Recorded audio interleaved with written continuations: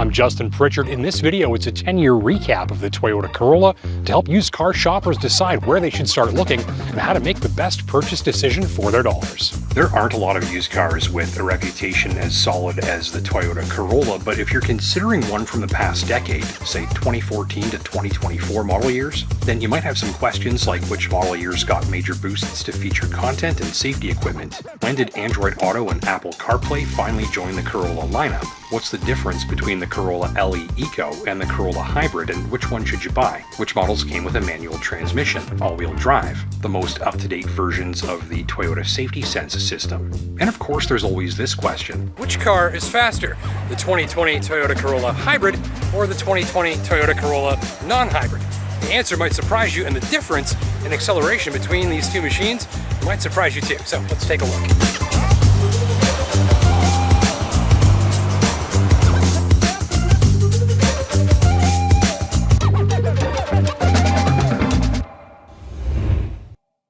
I'll show you that drag race later, but for now let's go back to 2014 when this all-new 11th generation Corolla first hit the road. This is the first year of the 11th generation car, and in 2014 when it launched, Toyota had been building Corollas for 47 years. It came only in a four-door sedan body style that was about 4 inches longer than its predecessor. Also slightly lower, slightly wider, and riding a wheelbase that's 3.9 inches longer than the previous car. That results in a major boost to rear seat legroom and ride stability. The 2014 Corolla's basic trim grade was the CE, the value leader was the LE, targeting the core of the segment. Sportier drivers could choose the more athletic Corolla S, and finally there was the LE Eco, a specially tuned Corolla with an engine enhanced to save fuel while turning out a few more horsepower than the others.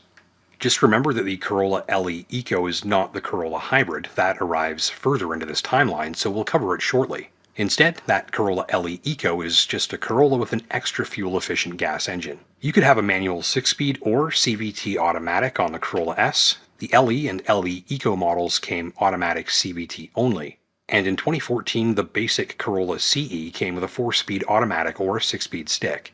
Some major news for this generation Corolla was the lighting system. In 2014, all models other than the basic CE got powerful new LED headlights, which I noted on multiple test drives to offer excellent performance for the money. The high-performing LED headlights became standard equipment on the basic CE model the following year for 2015, meaning that from 2015 and on, every Toyota Corolla trim grade offered a high-performing lighting system as standard equipment.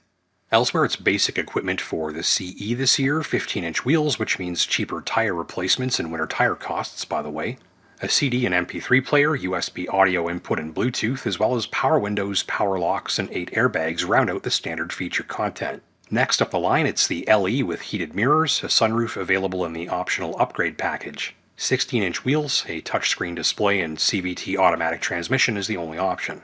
Then it's the Corolla S, which comes with CVT or 6-speed stick, offers a sport drive mode, a mesh upper grille, 17-inch alloys, a rear spoiler, heated front seats, and more. So this is a sportier take on the Corolla, with the rare offering of a manual transmission for those who partake. Then the LE Eco offers extra fuel efficiency by way of an enhanced engine and an Eco Drive mode and Eco Driving indicator, both of which help you squeeze the most miles out of every tank while enjoying a few extra horsepower. So to recap, if you're after a manual, you want the base model CE or the sportier Corolla S. It's a 6-speed stick in both cases.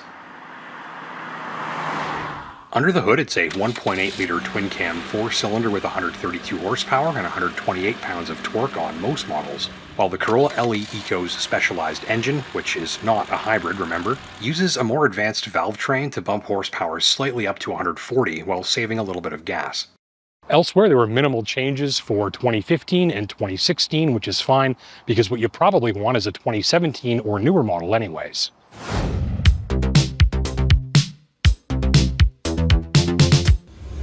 "2017 was a very important model year for the Corolla. It was its 50th birthday, so they dressed it up for the occasion. Versus the earlier 2014, 15, and 16 Corollas from this 11th generation. The 2017 model got redesigned bumpers and lights, a new instrument cluster and interior trim, and the latest Toyota Safety Sense P or TSSP package of driver assist features. This means that from 2017 and onwards, every single Corolla now had features like pedestrian detection, lane departure alert with steering assist, dynamic radar cruise control, and automatic high beams. If you're going for a base model CE, then 2017 is a great year to look as well, since the old 4-speed automatic from earlier years was replaced with a smoother and more fuel-efficient CVT, and you can still have a 6-speed manual if you prefer. In 2017, this base model also got a new 3.5-inch multi-display in the instrument cluster and a new 6.1-inch display audio system that was previously only available in higher-end models. So if you're shopping for the basic Toyota Corolla package as a used car, definitely consider a 2017 or newer unit if it's in your budget to benefit from these enhancements. Elsewhere, the Corolla LE got automatic climate control and windshield wiper de-icers as standard equipment for model year 2017 and on, while the optional LE upgrade package added a new this year heated steering wheel alongside the power moonroof and 16-inch alloys. The Corolla S trim grade was dropped, but a new SE grade arrived this year with 6-speed manual or CVT. Look for automatic climate control, a larger instrument cluster display, LED reverse lights, wiper de-icers, and an optional upgrade package that adds 17-inch wheels, rear disc brakes, a moonroof, and a heated steering wheel.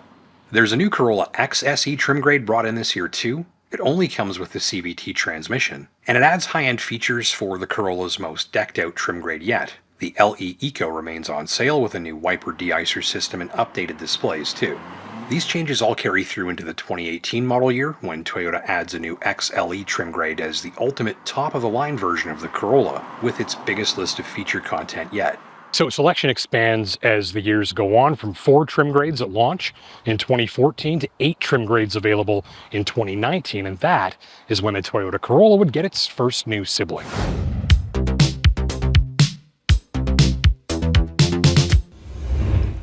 In 2019, the Corolla family expands to welcome the new hatchback. This brings a new higher-performing 2-liter engine along for the ride, introduces Apple CarPlay to the Corolla lineup for the first time, offers manual or automatic transmissions, and comes in S, SE, SE with upgrade package, and XSE trim grades. The 2019 hatchback is built on an all-new platform called TNGA, or Toyota New Global Architecture, and it's not a reskinned version of the existing Corolla sedan. So 2019 is a pretty big year because now there are 2 different types of Corolla on sale, sedan and hatchback, both of which offer manual transmissions if you like. And this is 2019, remember. Now, there are still 2 very important model years for Toyota Corolla shoppers to consider, and the first of those is 2020, where some pretty important stuff happens. Manual transmissions are rapidly going extinct elsewhere in the market, same with cars that have conventional sedan and hatchback bodies. That advanced new TNGA platform used in the new for 2019 Corolla hatchback was also used by the next generation Corolla sedan when it launched the following year for model year 2020, which marks the first year of the new 12th generation Corolla sedan, its first on sale riding that new TNGA platform, just like its hatchback sibling that arrived the year before. So from 2020 and on, both Corolla body styles are now structurally and dynamically offering Toyota's latest and greatest.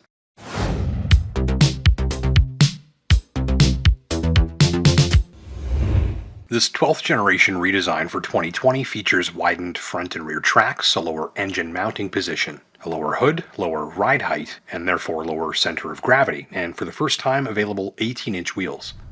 The driver's hip point was moved lower and further back into the cabin, the air conditioner is lighter and more fuel efficient, and enhanced structural and sealing performance intends to offer the Corolla's quietest drive yet.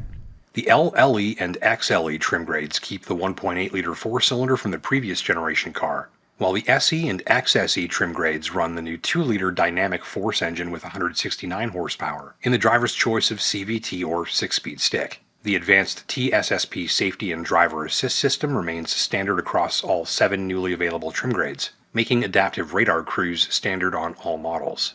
Elsewhere in the latest Corolla for Generation 12, it's an electric parking brake, blind spot monitoring, wireless charging, a 7-inch digital speedometer. And Android Auto joins the Toyota Corolla lineup for the first time in 2020, finally. L models, like the LE and XLE, as your more fuel-efficient and thrifty options with that 1.8-liter 4-cylinder from the 11th generation car, while the Corolla S models, like the SE and XSE, are more athletic and built around the new 2-liter dynamic force engine that originally launched in the 2019 hatchback. Notice the hatchback only comes in S configurations, S, SE, XSE, and so on.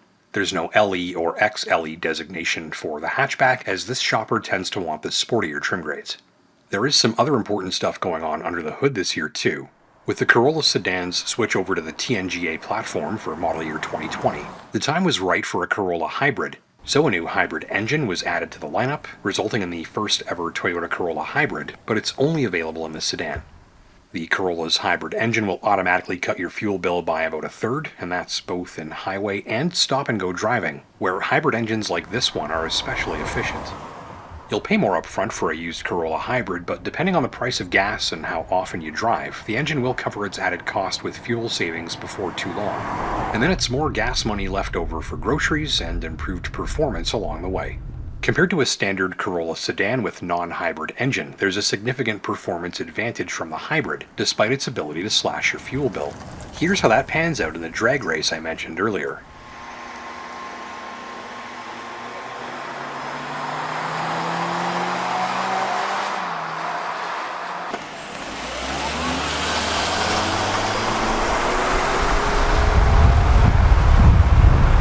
The 121 horsepower hybrid engine has electric motor torque to back it up, and with fuel efficiency of just 4.5 liters per 100 kilometers, that's 52 miles per gallon if you like. Few compacts on the road use such little fuel. You'll find the Corolla sedan hybrid offered in both L and S designated models, depending on how sporty of a Corolla hybrid you're after. Now, thinking long-term, as fuel prices are expected to remain unpredictable, hybrid cars like this one will likely have higher resale value down the line, making the upfront investment in a hybrid a pretty smart one, and especially if you'll often find yourself in stop-and-go driving where they can save you the most fuel. In 2020, the Corolla sedan and hatchback offered Apple CarPlay, and in 2021, Android Auto functionality was finally added to the Corolla lineup, and rear cross-traffic alert joined the safety systems list, though in 2021 and 2022, things were pretty minimal in terms of updates to the Corolla sedan and hatchback. Probably because Toyota was getting ready to launch the third member of the Corolla family for 2022, the Corolla Cross. So from 2022 and on, you've got 3 Toyota Corolla body styles to consider. This latest Cross turns the Corolla into a subcompact SUV with available all-wheel drive, and that new 2-liter 169 horsepower engine. And that's followed closely by the Toyota Corolla Cross Hybrid being added to the lineup for 2023, with a new 5th generation hybrid engine. So from 1 sedan body style in 2014 to 2 with the addition of the hatchback in 2019, and then 3 with the Corolla Cross coming in for 2022, we've arrived at the next milestone model year for Toyota Corolla shoppers to consider. And it's a big one. In 2023, a lot of enhancements start piling on.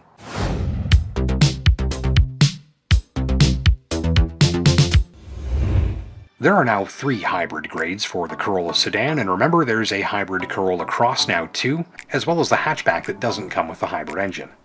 At this point, Canadian shoppers are more interested in hybrids than ever, and all-wheel drive becomes available on the Corolla hybrid sedan to help capitalize on the trend. There are some styling updates, and the Toyota Safety Sense system jumps to its next generation 3.0.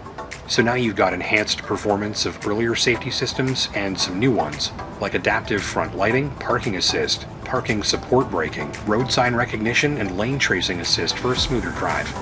So this enhanced lineup, which now includes 3 body styles, 2 types of engine, 2 or all-wheel drive, and a multitude of trim grades, hits the road to the mid-2020s as an aggressively competitive compact model range, with 1 SUV and 2 cars, in a market where even fewer automakers are even building cars anymore.